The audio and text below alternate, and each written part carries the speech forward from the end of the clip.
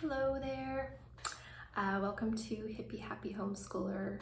This is very exciting to start this channel. I have felt for quite some time that this was something that I needed to put a little bit of time into, simply because we are going into our 6th year of homeschooling this year. I can't believe it. It has gone so fast.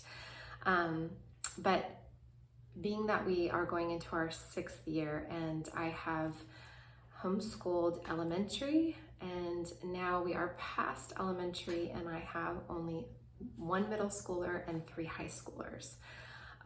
So I have walked a journey with my kids these past 5 years. It has been beautiful. It has been hard. It has been humbling. I feel like humbling is probably the greatest word to use about homeschooling, because if you cannot be teachable, you cannot teach your kids. And quite frankly, you're not really teaching them as much as you are learning alongside of them. At least that has been my experience. There are those who come by this, they already have degrees in education, and so for them this is not anything difficult. But for me personally, it was a calling. The Lord called me into it. I didn't have a college degree in teaching. I didn't finish my college degree, but I do have a passion for learning. I've always been one of those curious people that loves to do deep dives and research and study and learn and all of that. So that particular side of me was helpful in the journey of going from not being a person who had a degree in teaching to learning to teach. But more than that,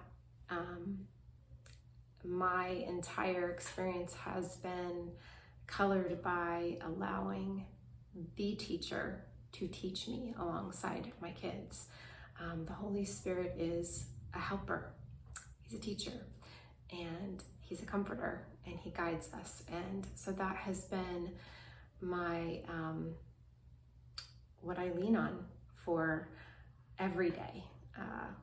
The Lord has just been the central piece of our homeschool. He's right in the center of it. So when we start our day, before I pray with them, I pray by myself and ask the Lord to guide me and to teach me and to show me what needs to be taught, and show me what we need to spend time on, as well as what isn't going to need to take precedence over something else.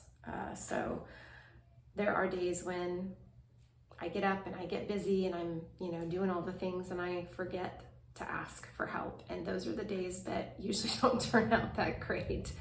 So I can assure you that if you invite the Holy Spirit to teach you, you will be able to teach your kids no matter where you're at in your teaching journey, no matter what your background. Even if you have a very high level degree, it's more than just having knowledge that is necessary to teach and learn with your kids. It really is a humbling experience if you allow it to be. And so if you kind of submit yourself to the understanding that you don't know everything, and that you can't possibly know everything, and that it is probably to your benefit that you don't know everything, then you will find this process to be absolutely beautiful. So today, the main reason for this particular video is just to encourage you that if you are new in homeschooling, that it is wise to kind of explore what is your teaching style, what is the reason why you are homeschooling, what is the end that you have in mind for your children and for you and for your family, and what your philosophy is of teaching, because that will determine the direction you go into as far as the choices you make in selecting curriculum, in how your day is formatted, in how you spend your time, in the things that you choose to implement and the things that you choose not to implement. It's all about values and standards and your understanding of the why behind the what. So this is something that can take years to develop and to understand. And, you know, even for me personally, this is going into my 6th year. I can honestly say I'm still formulating all of the things that I believe are necessary for our homeschool. I'm still learning. I'm still completely open to the Lord shaking things up in our homeschool. And it's not like a set it and forget it kind of thing. It's not like you go, oh, well, I'm Charlotte Mason and, you know, learn all of Charlotte Mason's philosophies and execute it perfectly. Or, oh, I'm an unschooler and execute it, you know, perfectly according to, you know, what an unschooler would say is an unschooling type of schooling or classical. It is an ongoing work. For us personally, I was very drawn to the Charlotte Mason method, simply because of its heavy emphasis on literature and living books and the science of relations, and the idea that children are born persons and that they have to form relationships with the things that they are learning so that they care about those things. For most of us, you know, growing up in public school, we were given textbooks and hard, you know, workbooks, not hard as in like difficult necessarily, but just like, you know, the hardback books. And we were given, you know, a lot of busy work and paperwork to do, but maybe walked away not really necessarily caring about the things that we learned, because we didn't develop a relationship with those things through story or through living ideas. And that is sort of the foundation of the Charlotte Mason method. It's, you know, a child's, thunder, a child's relationship with God, the universe, and themselves. So them sort of understanding how they fit into all those areas. And that's a very simplified understanding of the Charlotte Mason method. But what I do want to do is I'm going to put in the description box a link to a video that simply Charlotte Mason created for people who are deciding what their teaching style is, what philosophy resonates with them. And you take like a test, and it kind of helps you discover perhaps the type of homeschooler you are, the type of learner you are. She gives 5 different methods that are the most common. And so for me personally, about 6 years ago when I was researching homeschooling, this was the video that I had been given by a friend of mine, and that is how I personally discovered what resonated with me. And for somebody else, it's going to be different. It could be unschooling, it could be classical. There's a multitude of different ways to teach your children, to learn with your kids. And so it really just depends on how God has crafted you and your children and your family dynamics. There's multiple things that play a part in what method works for your family. The main thing I think to keep in mind is that there's always going to be little shifts and changes that take place literally in a given year. For instance, with this coming school year, there's a multiple amount of things that are going to be taking place in our family that is going to have to cause us to sort of flex and move with the year. We have sports in the fall that are very, heavy, kind of like our schedule tends to be real heavy in the fall. My son's in football, my daughter's trying out for cheerleading and is also in dance. I have another daughter in dance. I have another daughter in karate. We have church activities. And then in the winter, we're planning a trip to go to Europe.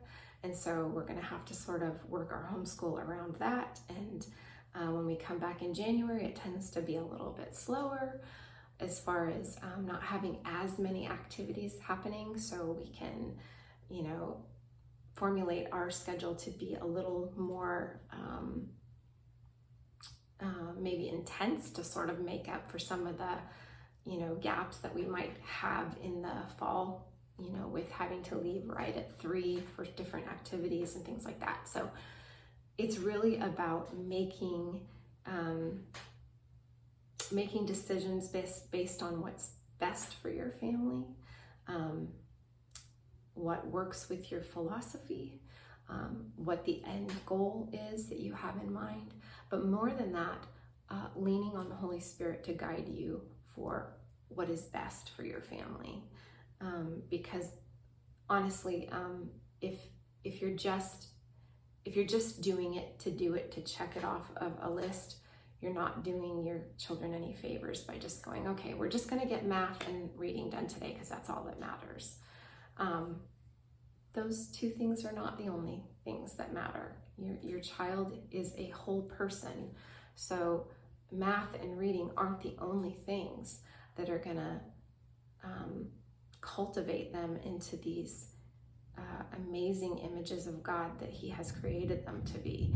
They need to be exposed to beautiful things, to art and to music and to poetry and beautiful writing and opportunities to experience activities with friends and art projects and cooking and baking and and even something as simple as watching a movie with your family that's related to whatever it is that you're studying together and then reflecting on that together. Those kinds of things are important.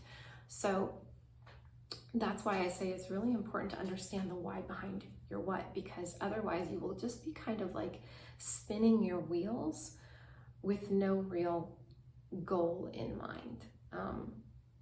And you want your children also to care about what it is that we are doing here in the home, because it is different and it is special. We have an opportunity to give them something that is different than what a public school can offer or a private school can offer. And not that those things are inherently bad, they're just very different. We have choice here in our homes to focus on certain things. We have choice to be able to spend a lot of time in the Word, a lot of time reading things that are going to bring out character and virtue and all of those beautiful things. So, I just would encourage you to just spend a little bit of time reflecting and studying and maybe looking into philosophy behind home educating. And you don't have to have it all figured out in your first school year or your second or your third or your fourth or your fifth. It will come about over time. It's just kind of like you take what the Lord shows you and you apply it, and then you take the next thing that the Lord shows you and apply that as well. So anyways, I hope that this is helpful for you who are either just now starting out, or even you've been homeschooling and you just kind of feel like you're in a rut and you're like, I don't know what to do next, or I don't know why I'm doing this, or just take some time to really explore the philosophy One of my favorite books that I love to recommend is For the Children's Sake. That is a small book, and it will really, I believe, awaken some things within you in regards to the why of homeschooling. And I just pray that that book in general blesses you if you choose to purchase it. I think you can find it on Amazon. And then check out the Simply Charlotte Mason YouTube video that I'm going to post in the description box that talks about the 5 different methods of homeschooling, because I think that you will be blessed by that as well. So that's all for today. In the next coming videos, I do plan to start sharing how I am planning my homeschool year, some of the organizational methods that have worked for me that are keeping me sane, as well as some curriculum videos and some of the really beautiful things that we just absolutely love.